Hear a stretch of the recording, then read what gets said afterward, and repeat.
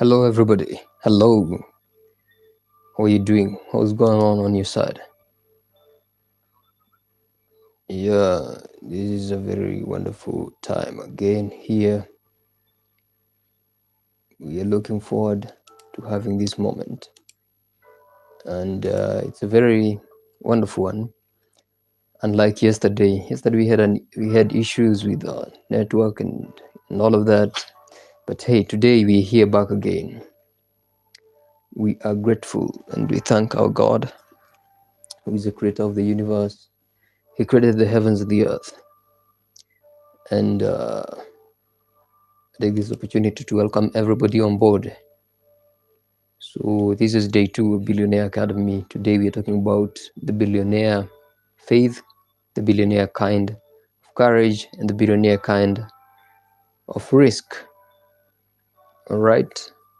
So that is what to talk about: the risk, the faith, and the courage, and the kind of a person that we are becoming. Remember, it's not only a fallacy. I said I'm talking to future, not as if I'm trying to push this idea to the futuristic point of view, but this is beyond that. Okay? Yeah, I'm looking at you until you subscribe to the channel, like, and do everything in YouTube and on YouTube that you need to do. Is an appeal to you. Thank you so much. So we're just getting right into it. Today, chapter 5. We said we'd be looking on the screen, so much of it, and then we'll be getting this chance and getting out there with these opportunities and then seizing them. Okay, perfect. Yeah, amazing. This is flipping phenomenon. I don't want to raise my voice too high. I just want to be temperament, at least to follow this to the end. Right? Yeah. Thank you. Good. We're having to do a lot of things. So chapter 5, cash flow intelligence. Remember, I said if you need the PDF of the book, DM me, or you can really go to our Instagram at my Dayvee Ndung'u, or even on X or TikTok or anywhere. Just go and DM. I do look at the analytics, and our team is able to look at that. So if you need the book, just talk to us. So cash flow intelligence. So the money vehicles that build generational wealth. That's what we are talking about today. All right. Yeah. This is amazing.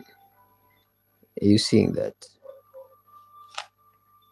Yeah. Good. Yeah. I'm having a director right here, who is my wife. Thank you so much. And so, yeah, perfect.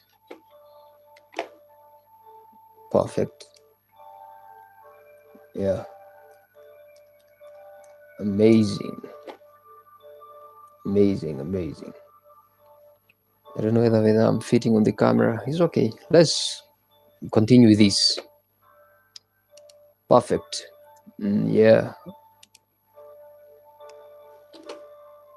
Good. I don't know, I'm pushing too much or something. Yeah, good. Confirmed.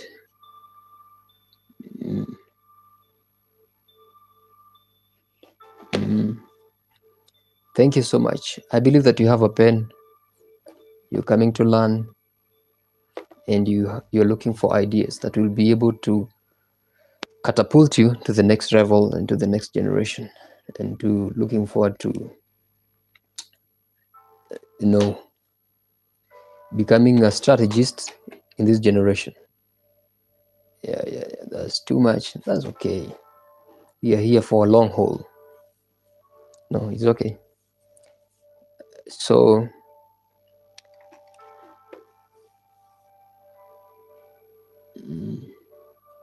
perfect. That's good. Thank you. It's loading on my side. Okay. Let's go. Let's go. It's clear. Let's go. Chapter 5. The money vehicles that build with generational wealth. Robert Kiyosaki said, it's not how much money that you make, it's how much that you keep, how hard it works for you, and then how many generations you keep for it. Okay, that's Kiyosaki for you. So this is like the puzzle for wealth. It's not about acquiring much, it's about the much that you get, you hoard it for next generations, not for you only. You have to live for the present, but it's okay.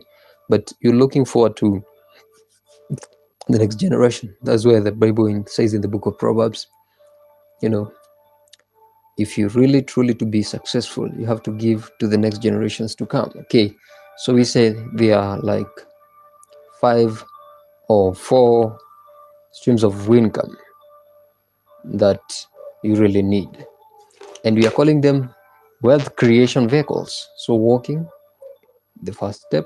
So this is like a job all of 5 to 10 years, like trying to build up yourself, getting funds, and getting a job, the slowest vehicle.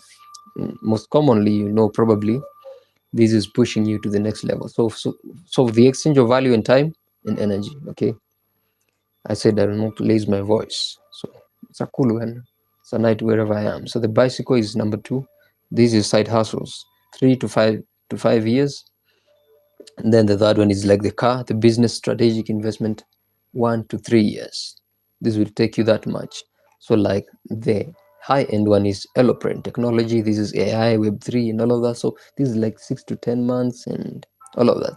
So do you realize the time is becoming shorter as we're going with the vehicles? So the most powerful wealth vehicle in the history of human civilization. A digital product created once can be sold in millions of times. This with no additional production cost. So like this is like a software that is, or a platform that is built in once, that can serve tens of millions of users, like near to zero cost. This is like marginal cost per user is like zero. AI does not cost, is it some old man? Yeah, okay, that much, as you can say, like the same energy that is needed in McDonald's is not the same. Okay, so this is the graduation principle that I call it in the book. Each vehicle funds the next. This is like this vehicle funds the next. And you remember we said the first one was the bicycle and the last one was the airplane. These are the 4 vehicles of wealth creation. Do you realize that the bicycle, you get slower, but you get there. But the aeroplane, you get faster, but it's very risky, a bit of it. And then you can crash on the way. So you just have to look on both sides. Elon Musk said this is not a part of the notes, but it has come to my mind. You can put your eggs in one basket as long as you're sure nothing will happen to the basket. Okay, I'm not trying to talk to you as if it is a debate. No, this is a conversation. Comment in the comment section. Make sure that you're trying to get 2 or 3 points. It might help you. Okay, use the job income to fund the side hustle, and then use the side hustle profits to fund the business. So use the business revenue to fund the investments in technology ventures. So never stop at any single stage. And then the journey through the vehicles is the building journey. So the 4 income streams. Stream number 1, earned income. Stream number 2, business income. Stream number 3, investment income. Stream number 4, passive income. You get it? So those are the 4 streams.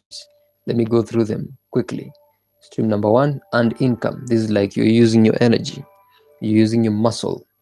The continuity of your cash flow is being dependent on your muscle.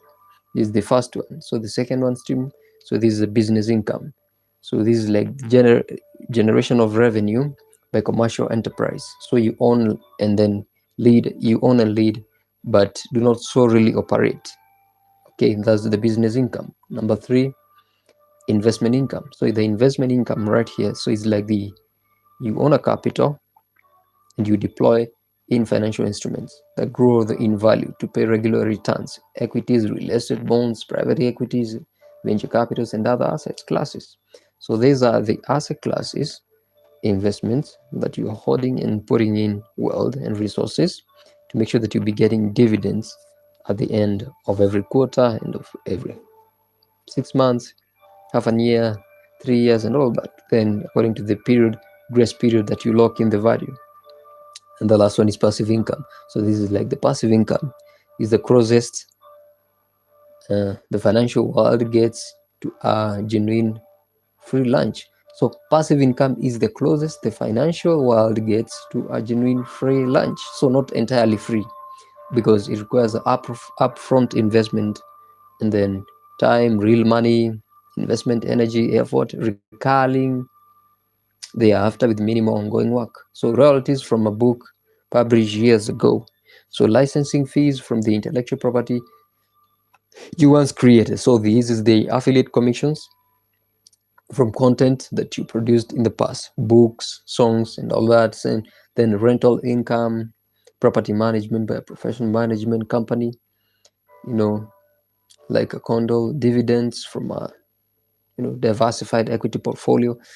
Okay, actually this is including the crypto market, even though I don't know why it's crashing and all of that. So that's not part of it. That's not part of the debate today. So the financial house, building wealth in layers. So this is the financial house. I told you we begin with the foundation. We can't begin with the paint. So if the house is built on the wrong foundation, the paint doesn't matter. Okay? Yeah, it doesn't matter. And the paint doesn't matter to us and to you and to everybody around the world. Okay. Perfect. I'm just following up. I'm seeing your comments and this is becoming powerful. Okay. Yeah. This is amazing. Yeah, good. So we continue. So the foundation. This is like the mindset and the literacy. Year 0 to 1. The first year as a young person that you're supposed to be building wealth first in your mind. I said you acquire a worldview before you acquire the finances. There's no problem with that. Don't worry. Even if you don't have a job currently, or even if you lost around the world in this bubble, and then you're trying to figure out where are you going to go next. So there's no house that stands without a foundation. So here, this is the foundational combination of the right mindset, skill set, and belief set, right? So equals to tool set that does all that you require, the financial literacy. That is the first. Begin with that. I'd recommend that. Think and Grow Rich, Psychology of Money, and all these other books, Diary of a CEO. There's a whole lot of them. Just gather that. Literacy is important because it will help you on the long haul. Okay. So it is the practical understanding of how money moves. Okay, number one. So the income statements, balance sheets, statements, or like cash flow calculations, compound interest mechanisms, basic investment principles, tax efficiency. This is where we're talking about the distinction between assets and liabilities. You can't know that if you really don't trust your knowledge faculty. So without this foundation, every strategy in the book is a tactic without an architecture. Is a tactic without an architecture. So we have a tactic, but we don't have somebody to really build that. Okay, so then we go to the door. Okay, this is where mentors, opportunities, year 1 to 2, you get opportunities and then you get mentors. Okay, this is where in this phase, your primary investment is in relationships and selective opportunities that will define the next decade of your wealth journey. These are for people that you can keep around you, peers and mentors. They might be in for your development, but they really will bring right opportunities on your doorstep. This is the door, the open doors for you. So, okay, number 3, the windows. We said the foundation, that is literacy, the doors, mentors, windows. This is now what we said earlier on the 4 income streams, year 2 to 5, where it comes in. So the window of the financial house are the 4 income streams described above, and business, investment, and passive, those 4. So each window lets in a different quality of financial light. This is illumination right here. Okay, so together they create a home that is very brighter, and the future is brighter. That's where we say the future is brighter. So warm and resilient. So regardless of what any single window does, in any given season. So the goal of this phase is to systematically build all the 4 streams. So starting with the earned and the business income, then adding the investment income, and then building the towards genuine passive income. So the roof, legacy and protection. This is we are trying to protect everything that is inside the house. Okay, this is why it makes sense. So here, actually, on the windows, we have the income window. We have the we have said it right here. So we have the income window, business, investment, and passive, and then the outgo windows. So balancing that is very important and very critical. So the roof and protection is another one. So this is year 5 and beyond. So the roof of the financial house is the regal structural generational architecture that protects everything that you build from the storms of time, taxation, inflation, litigation, the unforeseen circumstances, and everything around you. So this is trusts, holding companies, succession plans, insurance structures, family financial education. Without the roof, even the most beautifully constructed financial houses are vulnerable. So with the what you build can outlast 3 generations. Okay, so chapter 5, summary case studies. Financial freedom is not primarily an income problem. No, financial freedom is not an income problem. Understand this. Understand this. It is a vehicle and the architecture problem. So choose the right vehicles, build all the 4 income streams, and then with a strategic intentionality and construct your financial house in the right order. For the foundation, the doors, the windows, the roof, well, this engineering, not luck. So the engineer yours deliberately. So I have to give you action steps as we do for the chapter. Action step 1, map your current vehicle that you're walking, cycling, driving, or flying. Okay, what does your next vehicle look like? Okay, so like what is the specific steps that you would take from your current vehicle? Yeah, so what are the specific steps that you can take from your current vehicle? Okay, what is that? What is that specific vehicle that you can take? This is an action step. This is telling you, because it is important, what is that specific step that you can take right away as you're trying to build this. So then your current vehicle and the next one is in the next 12 months. Just write that down. So calculate your financial freedom number 2, the monthly passive income that will cover all your living expenses, and then divide by 12 to get your annual target. And then this number is your North Star for the investment and the business decisions. This is what I say to everybody out there. Listen to this, it's very important. You really have to know your worth into how your income is, and then you can understand how calculate your wealth and what you generate in hours.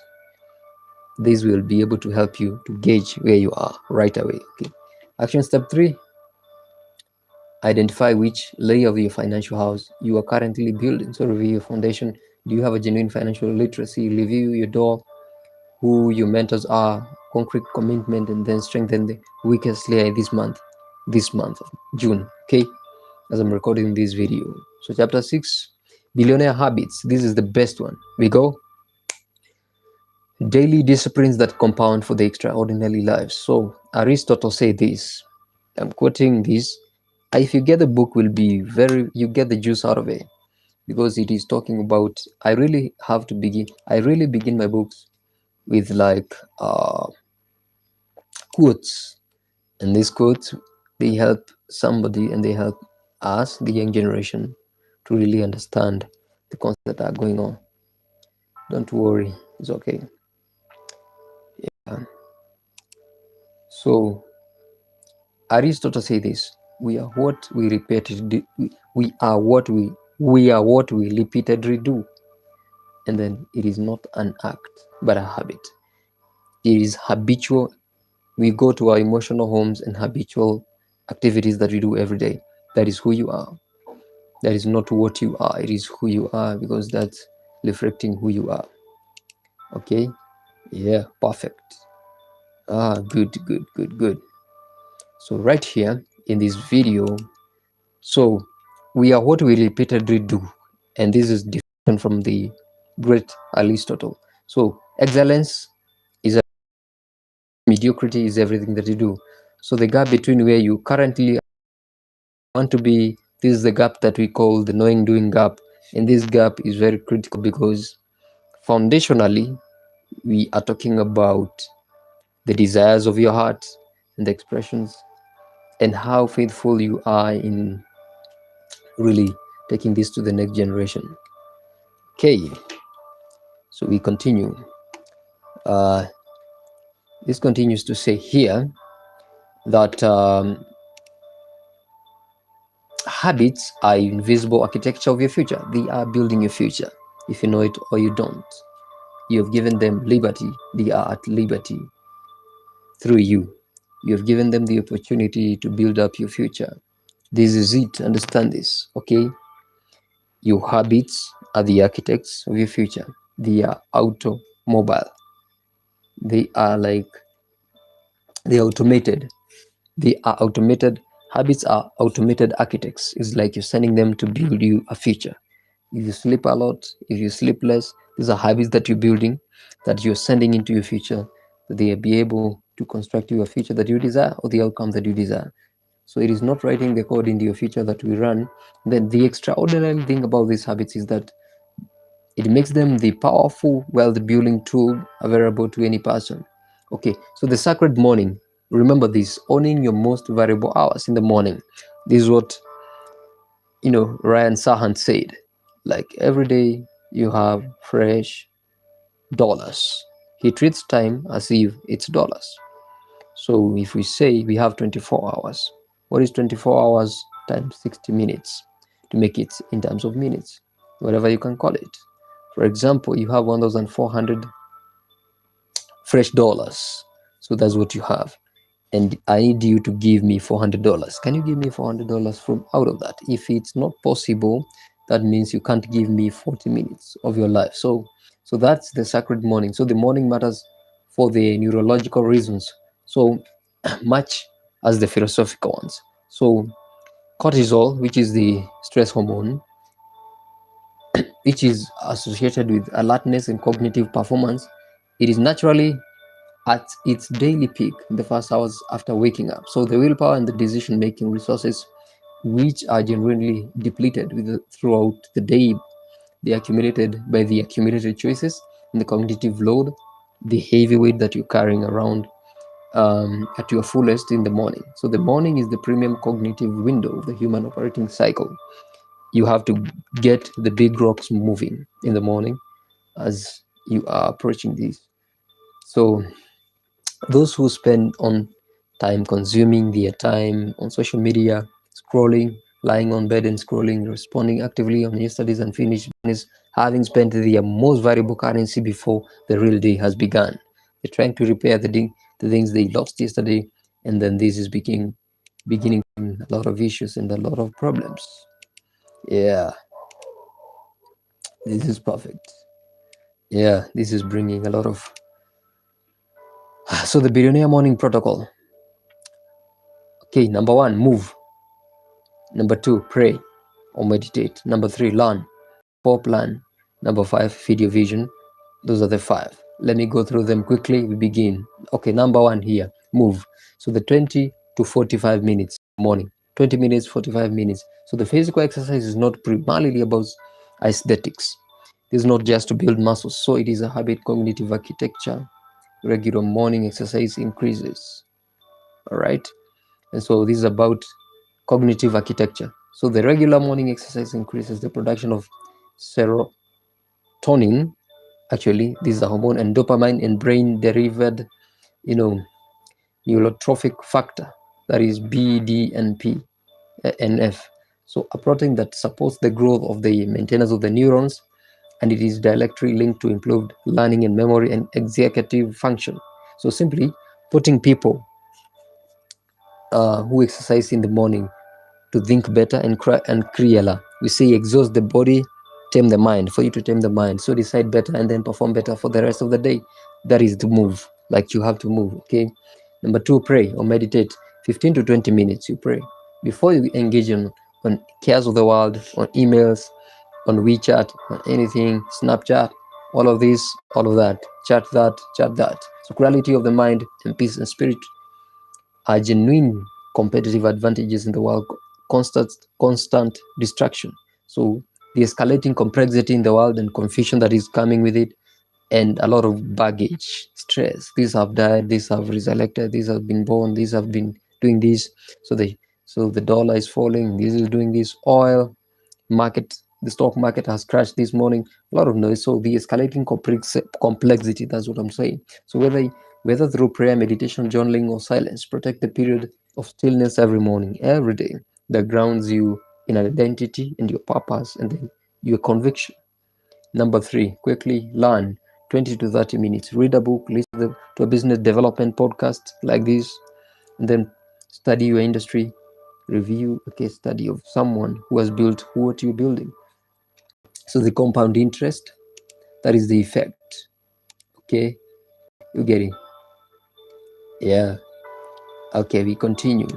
He's saying Warren Buffett has read 5 to 6 hours per day. He reads 5 to 6 hours a day. You can't imagine this for the most of his adult life. So the attributes of a significant portion of his extraordinarily success to the cumulative effect of that investment. So you may not have 5 hours, but you can have 20. Warren Buffett studies 5 to 6 hours a day, every day. You can't imagine this. This is big, it's massive. Do you imagine that? What is that? 5 to 6 hours every day, every day, every day. I mean, like every day, 5 to 6 hours. This is Warren Buffett. He began to invest on the stock market, during Coca-Cola's time in the early days, like when he was young. And he has carried this mindset to this day. Okay? This is for you. Study. Take time, spend your time, much of your time in spending it in studying, understanding, knowledge, vision. Right? Yeah. This is the better part of it, and this is what you need. Okay. Are you able to see me clearly? Yeah, comment in the comment section. I'm trying to. Wow, this is powerful. I'm seeing we are rallying very, very well.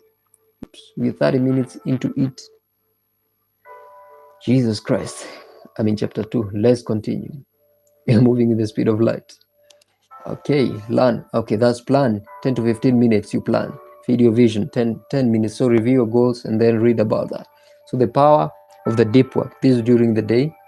So this is like calling your network and then having, the knowledge economy. Universally, either extraordinarily deep workers themselves are ruthless or protectors of time exceptionally. Their depth on time is really big one. So, and you really build those habits. We are talking about the billionaire's habit, and then you get the compounding discipline. So, number 1, financial discipline. Number 2, health discipline. Number 3, relationship discipline. Number 4, learning discipline. Number 5, reflection discipline. And that's it. So the evening disciplines, closing the day well. You have to end the day well because tomorrow will begin today, and then that builds it. So the summary of the chapter: your daily habits are your most powerful wealth-building tools. So they are nothing but discipline, and then compounding with the same mathematical certainty as financial interest. Understand this, and then install the morning protocol. So protect the deep work, and then build the compounding disciplines. Close every day intentionally, courageously, and then ordinarily, day at a time. So, chapter 6, action steps. Design your complete billionaire morning protocol. Write it down and in a specific detail. Step 2, block 2 hours every day for deep work in your calendar for every work day. Next week, from next week, I'm giving you time. Like 2 hours, only 2 hours for the deep work. This is like the investment for your future. Number 3, start a wealth journal. Exercise every morning the next 30 days. Write 3 things of your most important accomplishments today and what you did today that is bringing you success or fulfillment. Chapter 7, we're remaining with chapter 8 and then we will be done. Okay. So the multipliers that separate earners from the empire builders. So networks and leverage. What is network? Network is like Port Gary say this: your network is your net worth. Let us dispense immediately with the myth of self-made person. So it is one of the most popular and one of the most damaging, narratives around there. And there is nobody who is self-made. No, it's a popular narrative and it's not true. So you need a network. That's where we begin with that. Okay, we get here. Uh, like we have two people here, Charlie Munger and Warren Buffett. I've read about them thoroughly, and then I saw like it is in the book. So the intellectual foundation of Buffett's entire investment philosophy about Charlie Munger, whose complementary brilliance has shaped Berkshire Hathaway, which is the company of, you don't know, comment in the comment section. Berkshire Hathaway is owned by Warren Buffett. So for the 5 decades, 50 years, that is what I mean. 50 years, 5 decades. So behind every significant fortune, like these are two friends. If you saw their interviews, they were very, very, very amazing. And I love them. In those days back then, I really could be watching those videos. And then they were building my mornings. All right. Yeah. So we say here that a network. So the 4 types of leverage. Naval Ravikant talks about the entrepreneur and investor who has become one of the most thoughtful and influential voices of the modern business philosophy. Says articulated what he decides as the 4 types of leverage that you need. Understanding all the 4. Okay. And motivated, intelligent, disciplined person can accomplish in a lifetime. All right. It's not in the book, but I'll really think about it in the revised version. These are the 4 things he said. This is the better part of it, of you reading. I'm not telling you theories. No, I know what I'm saying. This is what he said about the four C's of leverage. You need content, code, collaboration, and capital. Remember, code, content, capital, and collaboration. Do you know coding? No. Okay. Do you have capital? No. Do you have collaboration? No. Do you do content? No. You should be doing any of them. Like this is what I'm doing. We are doing collaboration because you're subscribing to the channel, and then this is like content. I'm giving information, transformative, and that is bringing change. So that is what he said. I really will put that in the book. So you need leverage. People, these are the kinds of leverage. People leverage, capital leverage, and then technology leverage, media leverage. Understand that. So those are leverages. So like owning a platform, like if you have an audience and then I have cash, and then I can come with my cash to your audience or a product, and then we'll be thinking about how can we do business together. I have an audience, but I don't have cash. I have an audience, I don't have a product.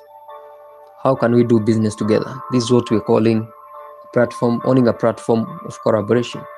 So the modern economy, that's what we need, leverage. So building your own strategic network. It is better to build a network instead of joining one. You can get guys around you. So mentors, peers, investors, and champions community. So your network as an infrastructure. So we're doing the summary. There is no fortune is built alone. There is none.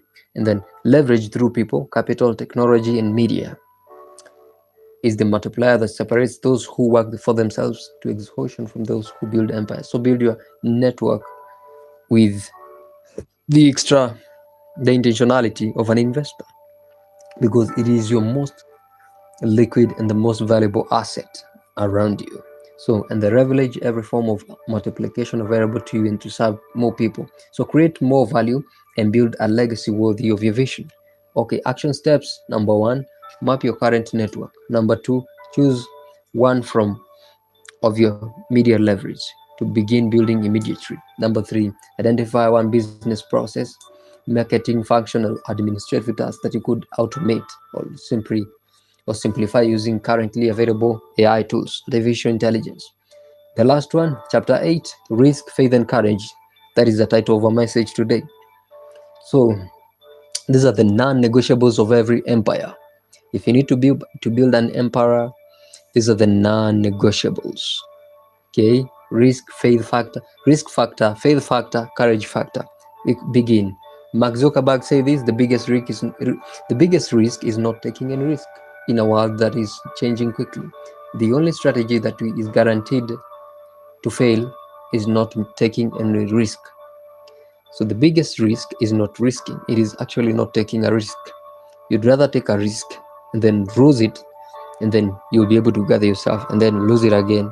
You gather yourself, and then you win. Day 1, you lose. Day 2, you really lose big. Day 3, you win, but the problem is you quit on day 2. Understand that? That is from one of my teachers, Jim Rohn. Day 1 will be hard, day 2 will be harder, day 3 will be easy. But the issue is you quit on day 2 when it's hard, very harder. Let's continue. Every empire builder has a moment, and a specific defining of an opportunity, a moment that is terrifying, which is like vertiginous possibility of the unknown. There is this bubble in the world. Things are happening and you don't know what is going to happen next. And there is nothing that is guaranteed. What about this? If the stock market crashes? What about if real estate is becoming, you don't have a persuasive voice and then you're losing your wealth? So this is it. We do what we call risk factor, but what we call it is this word. Write it down. Calculated risk. The billionaire's methodology is taking calculated risk. So the distinction that separates the empire builder from the reckless gambler is not the presence of or the absence of risk. So the difference between a gambler and a risk taker is not the absence and the presence of risk.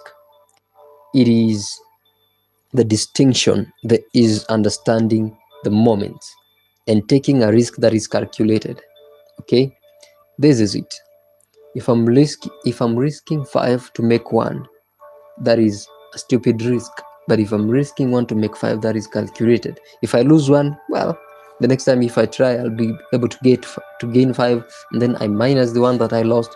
That would be like 4 down the line. So okay, so the risk principle says is in the book: if the worst case is survivable and the best case is transformational. Understand that. Survivable, transformational. So the risk is almost certainly worth taking. So the inability to survive the worst case is a reason to restructure the risk, not a reason to avoid all risk permanently. We can't, like life itself is very risky that you not get out of life alive. And I mean, like, look at this. Sometimes I just think of these things. I read that in a book, by the way. I don't know which. I just hold ideas and then I throw them to you. Life itself is very risky. You need to risk, by the way, because this is the entire truth and facts. So these are dimensions of truth that we establish right here at Kingdom Embassy. That's why we're calling it Billionaire Academy. This is the big money energy. Understand this. Life itself is very risky that you not get out of life alive. I mean, you'll be dead at the end of the day. Don't take stupid risk. Take it calculated. Risk 1 to get 5. Don't risk 5 to get 1. It doesn't make sense. So the role of faith in building wealth, the Bible is explicit about this principle of faith. Because what is faith? According to the book of Hebrews, chapter 11 and verse 1. What does he say? He says, now, not then, now faith. Now, therefore, faith is the substance of things hoped for. Conviction of things not seen. Is a proof of witness of the things that will be hereafter. I'm speaking things that will be here, but it doesn't make sense. It's like saying tomorrow. I'm seeing my tomorrow is brighter. How am I sure about that? Conviction. So Hebrews It is right there. I've just explained it. So we continue. Zimbabwean. Sometimes, by the way, I'm just jumping around there, but really getting you the juice out of it. Resilience, the wealth prerequisite. So Elon Musk watched 3 consecutive SpaceX rockets explode before the 4th one succeeded, and then he saved the company from bankruptcy. He remained with the last one, which was the 4th one. If that could have crashed, the entire company of SpaceX would have gone down, would have buried its head on the ground on the sand. But now, guess what? It worked. So Steve Jobs was removed from Apple by a board he helped to create. So spent 12 years building other ventures and then returned to as the lead Apple to become the first American company with trillions of dollars. So Jack Ma was rejected from Harvard 10 times. Remember this? Failed his university entrance examinations twice, was the only applicant out of the 24 to be rejected for a management position at a KFC in his city. Okay, so he built Alibaba, you remember, into a capacity worth hundreds of billions of dollars that has transformed the commerce for the hundreds of millions of people. Okay, so they are building portfolios. So the pattern is not coincidental. All of them, it's like they're having the same scenario. They did like the 4th time is when they are succeeding, and they are failing every other time. Adversity after adversity. So your job is not to avoid adversity. Okay, that's why you go to university, not to avoid adversity. No, remember this. So your job is to decide clearly. This is it. I'm seeing danger, but look at this. I just decide this straight. Don't run away and don't. If the vision is very larger, you will not bring ideas to really see obstacles. So developing courage, number 2, as a daily practice. Okay, get it? So chapter summary. So risk is not the enemy of wealth. No. Actually, we need a lot of risk in the world. Without risk, life will be boring, like you'll be knowing. You can predict without a risk. Getting married itself is a risk. Having a child is a risk. Have you not had children who kill parents? Have you not had, spouses who killed other spouses? But remember this. This is where the faith factor is coming in. You have this conviction within you, and then you feel the leading of the Holy Spirit, and then you go. So avoid risk is not the enemy of wealth. Avoided risk is the enemy of wealth. Risk is not the enemy of wealth. Avoided risk. So calculated, informed, faith anchored risk taking is the engine of every emperor that has been built. So develop your capacity in the intelligent risk assessment for the sustained faith in the unseeable things that you cannot see, that you cannot predict. So the resilient courage that keeps building when building is the hardest. So they are so non-financial investment that can make all the financial investments possible. So chapter 8, action steps. 1, apply the 5 questions. Risk framework for the most significant risk that you have to be avoiding. So if the worst case is survivable, the best case is transformational. If it's survivable, all risk is just, which is that word? Is not here. All risk and failure is just mental, except death. If you died, we can just look and say, she tried and then she died. Anything else, just mental, nothing. So make the decision to move forward within 30 days. You remember we said, apply the 5 questions. Apply that. I don't like to repeat myself. Don't repeat yourself. Chapter 2, step 2, write your personal resilience manifesto.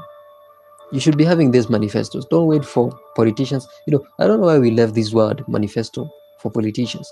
We hear like we are having elections in the US, like hearing Donald Trump has this manifesto. No, remember, you need your own manifesto. So a 1-page declaration written to yourself with your commitments and perseverance through the inevitable adversity to the well journey. So keep it, read it when you need it. Step 3, and the last one, identify one act of courage you have been avoiding, not reckless risk. So, like a genuine one. So, intelligent growth and generating act that fear has been blocking. So, take this week actually. Document the experience. We go back. Do you remember action steps? Everything we are saying, document, document, document, document. If it's not on paper, it's vapor. All right. Notice what the courage muscle feels. Right. I think I'm done. Thank you so much for tuning in. This has been a good day to me and to you. We are actually 46 minutes in. It's a very wonderful one. Yeah. Powerful.